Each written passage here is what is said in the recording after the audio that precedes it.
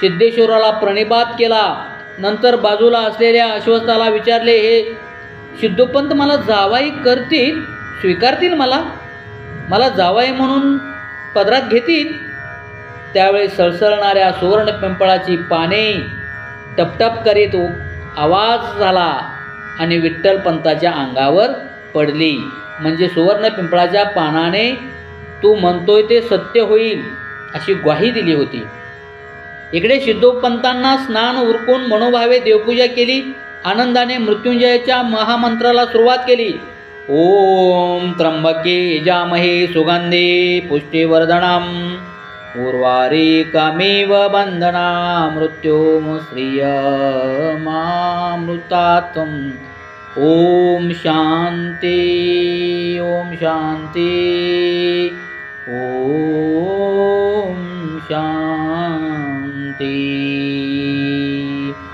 सिद्धोपंतांनी स्वतःला पडलेले स्वप्न उमाबाईंना सांगितले होतेच.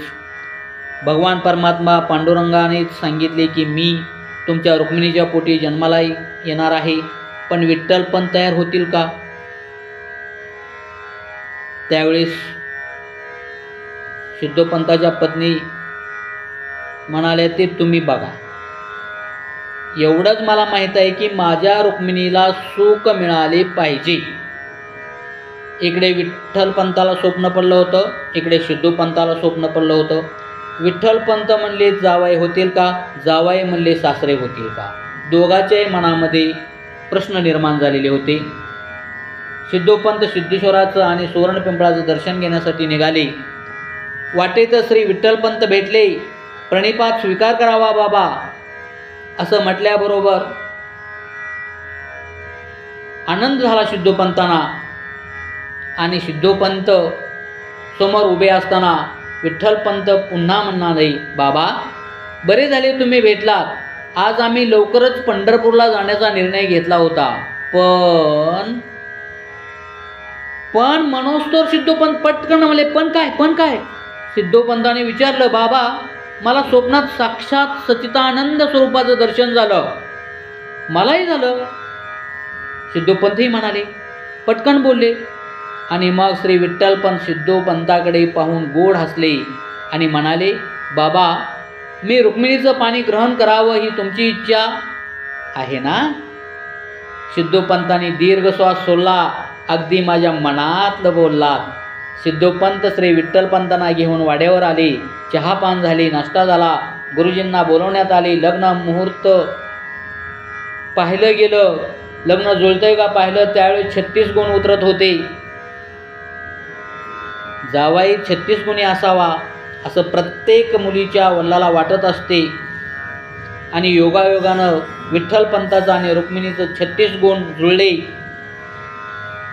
आणि लग्नाचा मुहूर्त काढला. मार्गशीर्ष वद्य पंचमीच्या गोरज मुहूर्तावर हा लग्न सोहळा आनंदाने पार पाडता येईल असं गुरुजींनी सांगितलं. आणि खरोखर मंगल योग आहे हा.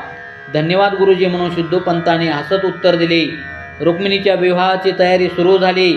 सुवासिनी जमल्या. अन्नपूर्णेची पूजा झाली. बघता बघता अंगणासमोर मंडप उभा राहिला. कुंभारानं बोहलं सजवलं. घरातल्या नोकर चाकर मार्फत सर्वांना अक्षता पाठवल्या. हळूहळू मित्रमंडळी पाहुणे मंडळी हसत हसत वाड्यात येऊ लागली. चिमुरड्या रुक्मिणीला तिच्या मैत्रिणी चिडवू लागल्या. रुक्मिणीच्या मामीने तिला खूप सुंदर नटवले. बुट्ट्याची साडी घातली, हातात सोन्याच्या बांगड्या घातल्या, हिरवा चुडा भरला, पायात तोडे घातले, नाकात सोन्याची नथ घातली. अप्रतिम नटवलं होतं त्या चिमुरड्या रुक्मिणीला. 6 दिवसाचा लग्न सोहळा. दररोज एक कार्य घडू लागले. परंतु लग्नाला वेळ कमी असल्यामुळे श्री विठ्ठलपंताच्या आईवडिलांना येता आलं नाही. विठ्ठलपंतांना या गोष्टीचे मनोमन वाईट वाटले, परंतु इलाज नव्हता. 5व्या दिवशी सनई चौघडेच्या तालावर देव प्रतिष्ठा केली आणि 6वा दिवस उजाडला लग्नाचा. आणि ब्राह्मणाने विचारलं, सर्वांना अक्षता मिळाल्या का? हो. गंगा सिंधू सरस्वतीच यमुना गोदावरी नर्मदा. आता सावध सावधान अशा पद्धतीनं खूप थाटात आनंदात विठ्ठलपंत आणि रुक्मिणीचा विवाह झाला. सभा मंडपातून प्रचंड अक्षतांचा वर्षाव झाला. बहु आनंद झाला. आडपडदा बाजूला करण्यात आला. रुक्मिणीनं विठ्ठलपंताच्या गळ्यात पुष्पहार घातला. श्री विठ्ठलपंताने रुक्मिणीच्या गळ्यात पुष्पहार घातला. सनई चौघडा वाजू लागला. साखरपेढे वाटले गेले. सगळीकडे आनंदी आनंद.